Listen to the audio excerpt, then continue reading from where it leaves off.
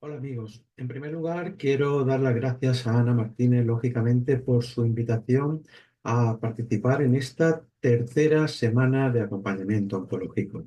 Y vamos a estar juntos durante un ratito reflexionando acerca de la humanización como un encuentro centrado que debe estar centrado en las personas, que debe poner el foco en las personas. Y cuando hablamos de personas nos referimos a pacientes, familias y también profesionales sanitarios.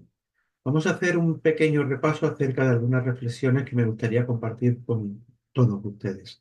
Y la primera reflexión tiene que ver con que la atención sanitaria parte o consuma un encuentro entre dos personas.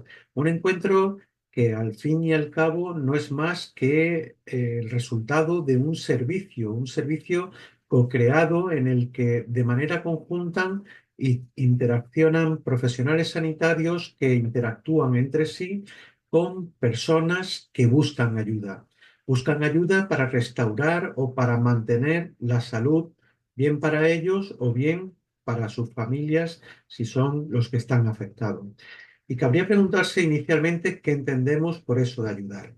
Y ayudar puede definirse como provocar alivio, aliviar, y una relación de ayuda tiene sí o sí que basarse básicamente en lo que decíamos anteriormente, un encuentro entre dos personas que tienen claros cuáles son sus roles. Y uno es el rol de ayudante, en este caso en los profesionales sanitarios, y otro el rol de ayudado o de persona que demanda ayuda. Y cabría plantearse en esta relación, en este encuentro, ¿por qué están los profesionales sanitarios? Pues básicamente porque en algún momento de sus vidas, todos los que nos dedicamos a esto, decidimos contribuir a que alguien que lo está pasando mal lo pase lo mejor posible. Y probablemente ese sea el nexo de unión entre las decisiones que todos tomamos, algunos hace mucho tiempo, cuando decidimos dedicarnos precisamente a esa parte, a ese rol que comentábamos anteriormente, dedicar nuestra vida, nuestra profesión a ayudar a los demás. Y esto es lo que habitualmente se ha conocido, se reconoce como la vocación de los profesionales sanitarios.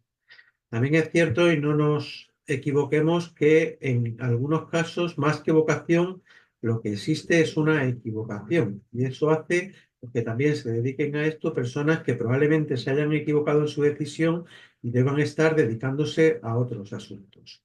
Lo cierto es que por vocación o por equivocación, los profesionales sanitarios asumimos un rol y cada día vamos a nuestro trabajo con la intención, como decíamos anteriormente, en la mayoría de los casos, de prestar ayuda a personas que lo necesitan. Pero por otra parte, ese rol es algo circunstancial, porque al fin y al cabo tenemos la posibilidad de pasar al otro lado igual que cualquier persona, ¿no? Decía Albert Llobel que ser paciente no es más que una cuestión de tiempo. Y hasta el más experimentado de las personas que forman parte de los equipos de atención en los hospitales, en los centros sanitarios, puede en un momento determinado encontrarse en una cama padeciendo una enfermedad muchas veces inesperada. Él o algún miembro de su familia. Y suele ser en esos momentos cuando percibimos otras parcelas de la realidad que también están presentes. La realidad de los pacientes, la realidad de las familias, que nosotros muchas veces desde nuestro propio rol de profesional obviamos. Y cabría plantearse una pregunta importante. ¿Cuál es la realidad en realidad? ¿O todas las realidades tienen sentido? ¿O todas las realidades deben ser tenidas en cuenta? Lo habitual es que cada uno desde nuestro rol nos posicionemos en esa visualización parcial y subjetiva de esas realidades. Pero también, como decíamos anteriormente, en cualquier momento podemos pasar de un rol a otro y a veces simplemente por una llamada telefónica. Vivían un mundo perfecto, pero cuando menos te lo esperas, la vida te pone a prueba.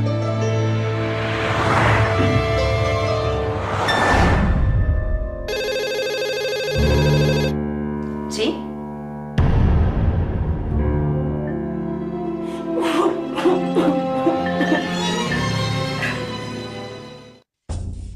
Pues efectivamente es la propia vida la que nos sitúa en un lugar o en otro. Y esta chica que está habituada a ser profesional sanitario, a acudir al hospital para cumplir una misión concreta, en este momento acaba de situarse en otra perspectiva, la de familiar de un paciente crítico que acude a una unidad de urgencias por un accidente de tráfico. Y cabría plantearse también por qué están los pacientes y sus familias en ese encuentro. Y lejos de lo que ocurría con los profesionales sanitarios, que al fin y al cabo partíamos para colocarnos en ese rol, para asumir esa perspectiva de una decisión voluntaria de dedicarnos a esto, en el caso de los pacientes y las familias no es así. No suele haber una decisión voluntaria de ingresarse en un hospital. Esto sería algo descabellado, ¿no? Los pacientes acuden a nosotros porque requieren de una serie de equipamientos, de una serie de tecnología, requieren además de que alguien interprete lo que está ocurriendo, los signos y los síntomas de los padecimientos que tienen para poner en marcha una serie de habilidades y recursos que den solución a esos problemas identificados gracias también a los conocimientos en los que estos profesionales han sido formados históricamente, ¿no? Lo triste es que a veces ese aventurismo técnico nos lleva a separarnos realmente de la persona que demanda esa ayuda, para centrarnos con frecuencia y en muchas ocasiones en todo ese aparataje, en todas esas necesidades técnicas que esos pacientes que están pasando por una experiencia compleja muchas veces requieren. Y es una experiencia compleja, mm, determinada tanto por la propia enfermedad como por las técnicas invasivas, las intervenciones quirúrgicas y demás que debemos poner en marcha para solucionar esos problemas, ¿no? Y en cierta medida también por la pérdida de rol que padecer una enfermedad genera y en muchos casos por la separación casi impuesta de sus seres queridos. Y en definitiva, lo que los profesionales sanitarios acabamos catalogando como el paciente del box 5 o el paciente con el distrés respiratorio o el paciente del hemofiltro. En definitiva, muchas veces catalogamos a los pacientes tanto por la ubicación que tienen en el hospital como por la enfermedad o por las técnicas que realizamos. Y nos olvidamos en cierta medida o relativizamos el hecho de que esa persona tiene un nombre, tiene una familia, tiene una ocupación, una personalidad, unos intereses, unos hobbies que muchas veces quedan desdibujados. Y esta interacción, este encuentro suele producirse en un ambiente que ya de por sí es bastante hostil. No les engaño si les digo que los hospitales son sitios poco hospitalarios y realmente los hospitales no están diseñados para atender a personas con problemas, sino para atender con una efectividad bastante importante enfermedades que padecen esas personas. Y no somos muchas veces conscientes de la importancia de nuestro trabajo, porque al final estas personas que recurren a nosotros lo que están haciendo es depositar en nosotros la gestión, muchas veces incluso de su propia dignidad. Yo siempre hablo de la dignidad. Yo perdí mi dignidad, claro, yo no tenía dignidad, no tenía instrumentos para que mi dignidad estaba en manos de los otros, de los enfermeros, los auxiliares, los médicos, mi familia, los visitantes, los que estaban por allí, eran los que socialmente nos tendríamos que educar para eso, para estos momentos en que el individuo no puede por sí mismo hacer nada. También la dignidad, yo en ese momento se la di al que tenía enfrente, a los que tenía enfrente. Y bueno, ellos hicieron algunos muy bien, otros regular y otros no saben lo que es la dignidad. Probablemente en este camino y de esas pretensiones, de esos roles que comentábamos inicialmente, de esas pretensiones, por una parte, de ayudar a los demás, los profesionales sanitarios, y por otra parte, de ser ayudados por parte de los pacientes y sus familias, puede que nos hayamos desviado. Y está claro que el modelo de atención sanitaria del siglo XX probablemente fuera muy útil para atender determinadas situaciones, eso, del siglo XX.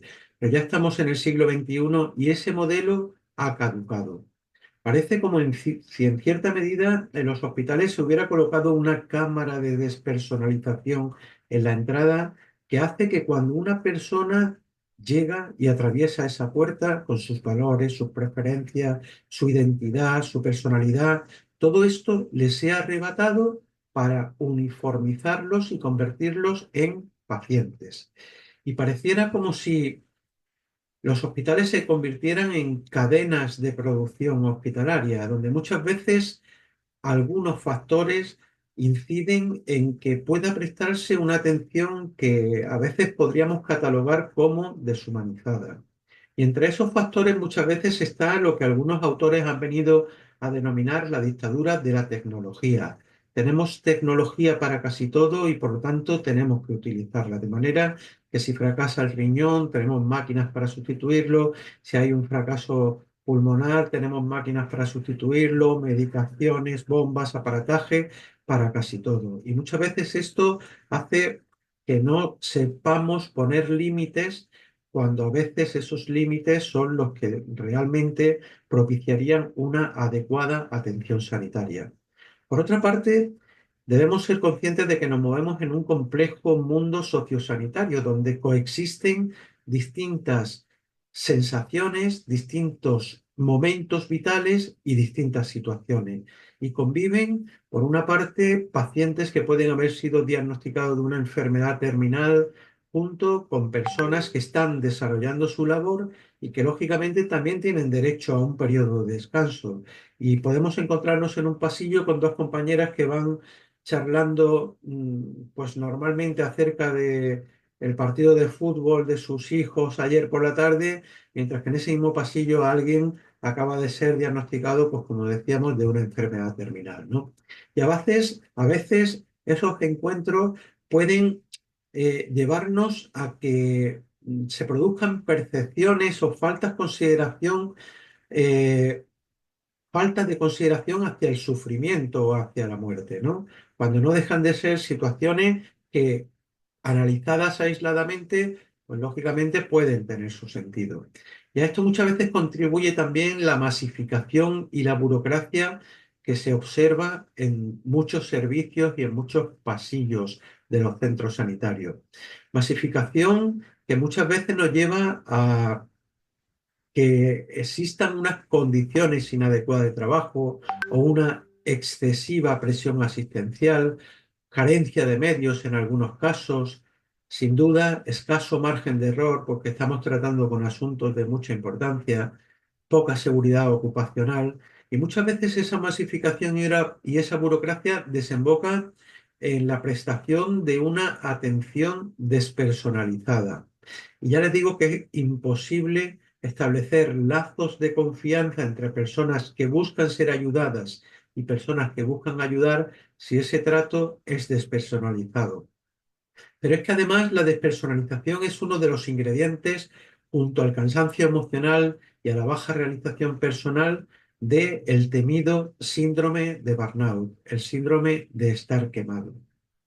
Por otra parte, nos encontramos en los centros sanitarios con lo que algunos autores han venido a denominar como macroexpertos en microtemas, superespecialistas, personas superespecializadas en determinadas áreas que en ocasiones nos llevan a que más que compartir a los pacientes, lo que hacemos sea compartimentarlos en pequeños cajones estancos. Y si a todo esto añadimos determinados criterios mercantilistas aplicados a la gestión sanitaria, probablemente estemos más cerca de prestar una atención industrializada que una atención humanizada. Y partiendo de estas reflexiones previas, probablemente estemos de acuerdo en que ha llegado el momento de, como decíamos, hacer esa transición de siglo, esa transición de modelo, de volver a colocar a las personas en el centro. Y esto obliga a una parada reflexiva, a una parada que deje de lado ese pacto de silencio sobre determinadas situaciones que todos percibimos, ya sea desde la perspectiva de los profesionales sanitarios o desde la perspectiva de los pacientes y sus familias, porque está claro que no es un indicio de salud estar bien adaptado a una sociedad profundamente enferma, a un servicio o a una atención sanitaria enferma que se ha desviado de sus objetivos iniciales.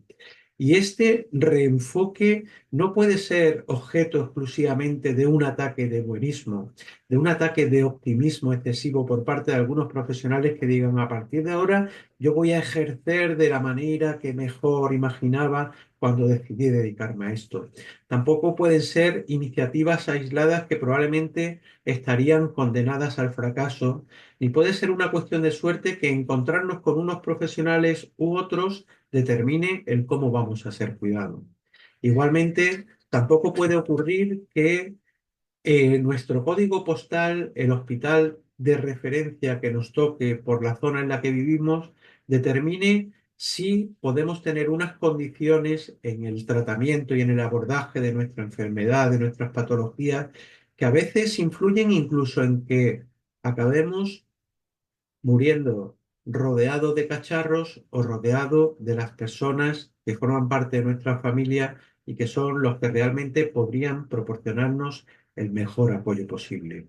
Aparte, esta excesiva dependencia de los hospitales o de los profesionales concretos que nos atiendan acaban desorientando y desconcertando a las personas.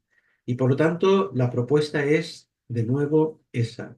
Si queremos atender en consonancia con aquella decisión que tomamos algunos hace ya mucho tiempo, lo primero será entender cuáles son las necesidades de esas personas a las que vamos a atender. Y esto obliga a considerar a los pacientes y sus familias como actores y no como espectadores de aquello que realizamos los profesionales sanitarios o de aquello que se orquesta desde la administración sanitaria. En algunas ocasiones, como decimos, desviado de lo que realmente sería la pretensión original de los usuarios. Y corremos el riesgo, si no atendemos esas necesidades y si no los hacemos partícipes, de diseñar un camino distinto al que ellos habrían elegido por sí mismos.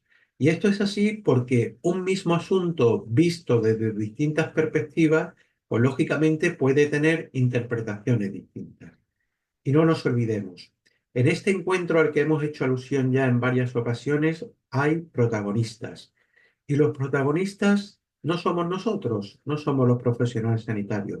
Es más, no serviríamos de nada si no hubiera pacientes que tienen unas necesidades y que hacen que esos conocimientos, que esas habilidades que hemos venido entrenando y en las que nos hemos formado durante tanto tiempo, tuvieran un sentido. Atender esas necesidades reales de las personas que demandan ayuda.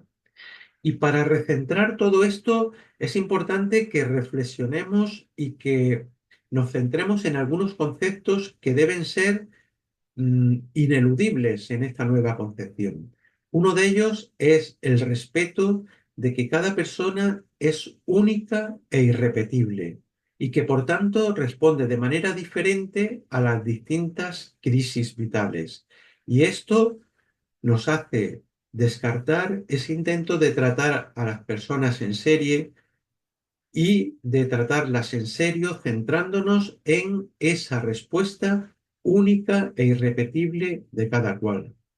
Otro de los aspectos ineludibles es el hecho de que debemos reconocer el protagonismo de pacientes y familiares en los procesos asistenciales. Y esto exige que cuenten con una información clara y precisa que les permita comprender su situación, conocer las distintas opciones terapéuticas y colaborar activamente en el restablecimiento de su salud. Y no nos olvidemos de que el que padece una enfermedad, sin duda, ya está pasando por una experiencia compleja, como hacíamos alusión anteriormente. Pero esa experiencia es igualmente compleja, personal e intransferible para las familias que también son parte de la vivencia de la enfermedad. Y muchas veces son incluso nuestros mejores aliados en la recuperación y en el restablecimiento de la salud. Porque no olvidemos que la familia solo con su presencia ya está cuidando del paciente y que la familia posee recursos que pueden favorecer el bienestar de la persona enferma, incluso en las situaciones más complejas que podamos imaginarnos. Y esto, por muy buenos profesionales sanitarios que seamos, no lo podemos sustituir. Y no nos confundamos, la presencia familiar no tiene que ver con que todos los familiares, todos los amigos estén presentes todo el tiempo, sino que familiar será aquellas personas que el paciente elija para que le presten apoyo y confort durante su ingreso. Y cuando esto es así, esas personas no tienen por qué estar fuera, apartadas del lugar donde realmente quisieran estar.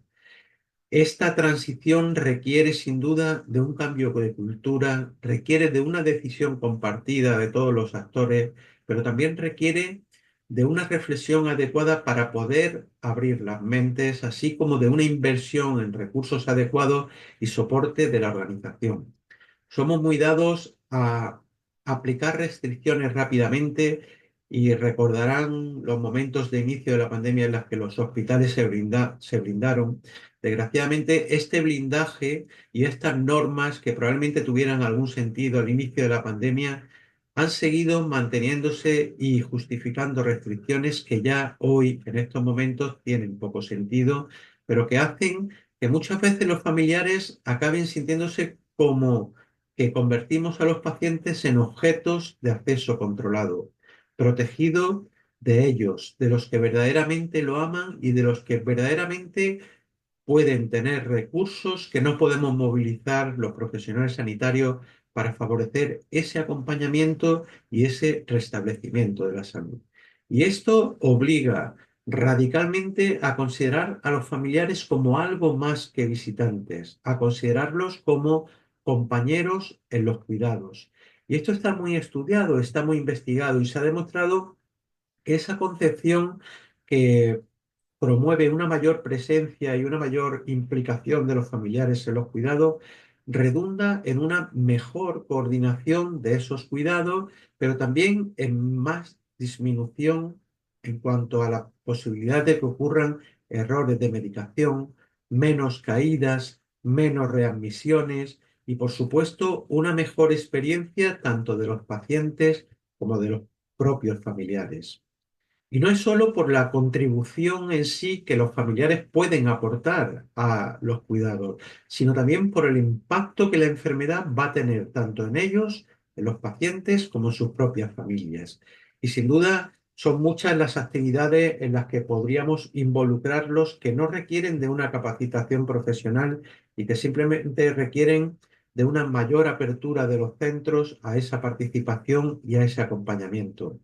Un acompañamiento que propiciaría el evitar sentimientos de impotencia y de inutilidad y de darles un rol más proactivo y participativo.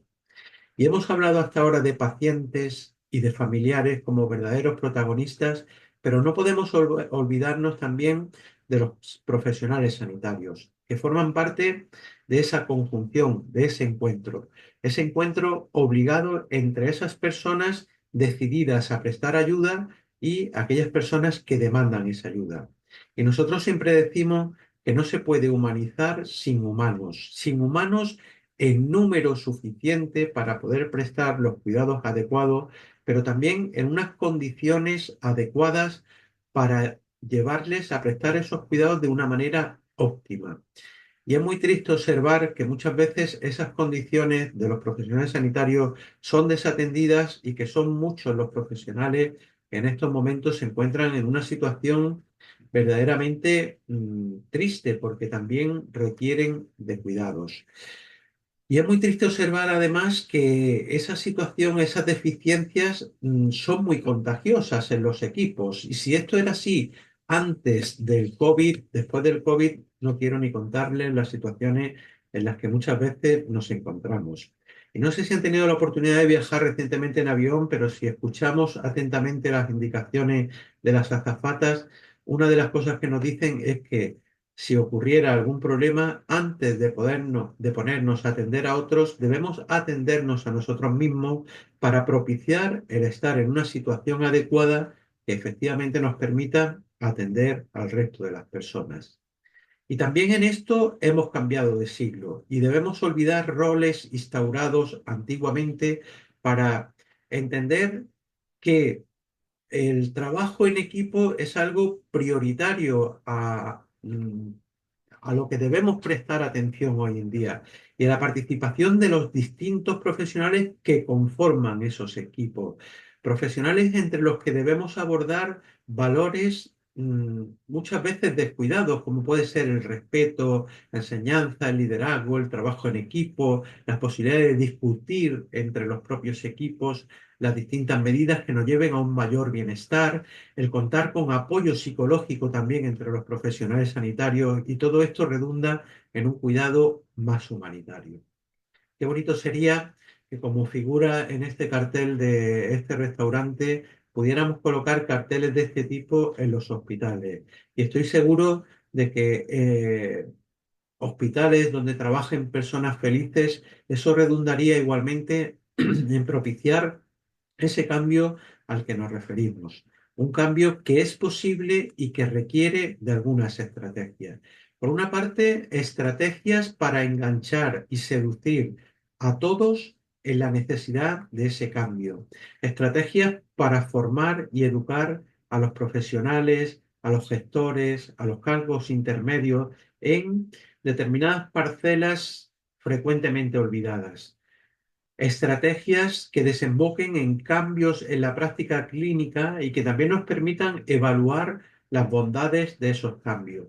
Y esas estrategias deben ir dirigidas no solo y exclusivamente a cambios en la práctica clínica de los profesionales, sino a todos los implicados, desde los que gestionan y determinan cómo debe ser el sistema sanitario, a los cargos intermedios que llevan esta gestión más cercana a los centros concretos.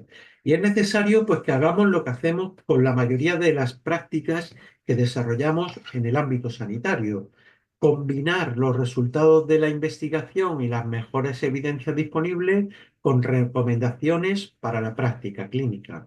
Y si esto es lo que hacemos en el resto de parcelas, también hay suficiente bibliografía científica, también hay suficientes recomendaciones y evidencias que nos hacen poder implantar esas recomendaciones presentes en esos resultados de la investigación en ese cambio deseable. Y es necesario la formación, sin duda, en competencias técnicas para resolver los problemas, pero también en competencias actitudinales y relacionales, muchas veces ausentes en la formación de pregrado de los profesionales sanitarios. De manera que muchas veces estos profesionales pasan de los pasillos de la universidad a los pasillos de los hospitales a tener que lidiar con situaciones para las que no han sido verdaderamente preparados. Y en este momento les invito a que hagamos una pequeña práctica reflexiva e imaginativa, porque la humanización también tiene que ver con imaginación. Y esa práctica me lleva a pedirles que imaginen cómo sería esa sanidad que todos queremos. Y en concreto, en el ejemplo que les ponía anteriormente de esa profesional sanitaria que es llamada por teléfono para comunicarle que acaba de convertirse en familiar porque su hija ha tenido un accidente de tráfico, esa persona, esta persona que va a recibir una información muy complicada en la que su hija ha tenido un grave problema, que en este momento está siendo tratado, pero que su vida corre un serio riesgo. Imaginen cómo debería ser el lugar donde proporcionar esa información a esta persona. Como les decía, la imaginación puede ser una gran aliada en la definición de cómo debería ser ese sistema sanitario que pretendemos. Y les preguntaría, ¿han imaginado ustedes como ese sitio ideal para recibir esa información algo parecido a esto? Porque lamentablemente algo parecido a esto es el recurso con el que contamos actualmente en algunos centros para aportar esa información. Un pasillo donde pues, puede haber tránsito de personas que no tienen nada que ver con esta historia y sin claramente una orientación adecuada ni una serie de medios, de sillas, de espacios adecuados para proporcionar esa información. Probablemente en su imaginación pensarán en algo más parecido a esto. Un lugar donde sentarse, donde poder aportar esa información y donde poder digerir tranquilamente ese hecho que acaba de acontecer. Pues básicamente esta fue la propuesta que nosotros nos hicimos hace algunos años. Rediseñar, repensar si el modelo actual tenía ciertas deficiencias que podían ser replanteadas para abordar las cosas desde una perspectiva distinta, situando, como decíamos anteriormente, a las personas en el centro, considerando el protagonismo de los pacientes y sus familias y también el de los profesionales sanitarios, definiendo líneas estratégicas concretas que, por otra parte, son universales y están presentes en cualquier lugar del mundo. Y fruto de eso surgió un primer manual de buenas prácticas de humanización, en aquel momento en unidades de cuidados intensivos, y nuevos manuales de buenas prácticas de humanización en distintos contextos. Y en cada una de ellas, en cada uno de esos contextos, se definieron una serie de líneas estratégicas y una serie de buenas prácticas concretas que pueden ser la hoja de ruta perfecta para transitar de esa realidad en la que estamos actualmente a eso que hoy en día podemos considerar como una utopía. En definitiva, repensamos la organización para adaptarla a una atención realmente centrada en las personas, a una atención que realmente devuelva a las personas aquello que aquella máquina despersonalizadora a la que aludíamos hace un ratito había arrebatado. Aquellas idiosincrasias, aquellas preferencias, aquella personalidad, aquella historia, aquello que devuelve a las personas el convertirse realmente en personas en lugar de eh, despersonalizarlos y convertirlos en meros pacientes. Pero debemos tener cuidado porque, como nos advierte Begoña Barragán, presidenta del Grupo Español de Pacientes con Cáncer, se están haciendo demasiadas tonterías en nombre de la humanización. Y esto no deben ser, como decíamos anteriormente, iniciativas particulares o iniciativas con mucho bombo, sino que al final debe ser parte de esa estrategia. Una estrategia que afortunadamente cada año tenemos la oportunidad de compartir entre pacientes, familias y profesionales que nos juntamos en un congreso anual que celebramos en distintas zonas de una manera itinerante. Y esta fue la foto de grupo del congreso de hace 2 años en Madrid. Este fue el encuentro que tuvimos en Córdoba el año pasado. Y esto nos lleva a pensar que este cambio no es solo un suceso que ocurre de la noche a la mañana, sino que es un proceso que puede orquestarse con esas estrategias a las que hacíamos también alusión anteriormente. Incluso puede certificarse. Y pusimos en marcha hace unos años un proceso de certificación para verificar el cumplimiento de esas medidas recogidas en esos manuales a los que hemos hecho alusión anteriormente. Y hoy nos complace haber podido compartir con numerosos equipos la obtención de esas certificaciones por la instauración de esos procesos de cambio que han podido orquestar esas modificaciones que, por otra parte, también hacen felices a los propios profesionales sanitarios. Y hoy en día tenemos en marcha multitud de procesos de certificación. Qué bonito sería que dentro de poco no fuera necesario certificar esto porque esto fuera parte de la práctica habitual y que no tuviéramos que compartir reflexiones como esta, que ya fueran realidades instauradas en la atención sanitaria y que ese encuentro al que hacíamos alusión anteriormente entre personas dispuestas a prestar ayuda y personas que necesitan ayuda y acuden para solicitar esa ayuda, se produjera en un entorno lo más humano y lo más amable para todos. Sin más, les invito, si quieren, a que en abril de este año o del próximo año 2025 nos encontremos en Zaragoza para compartir entre todos esas iniciativas que se están realizando, que se están llevando a cabo en todos los centros que ya se han motivado y han iniciado su camino en este sentido. Les agradezco la participación en esta semana. De nuevo, las gracias a Ana por la posibilidad de participar y les reto a que sigamos trabajando y compartiendo las iniciativas que cada uno de nosotros vamos propiciando en nuestros entornos más cercanos. Muchas gracias y un saludo.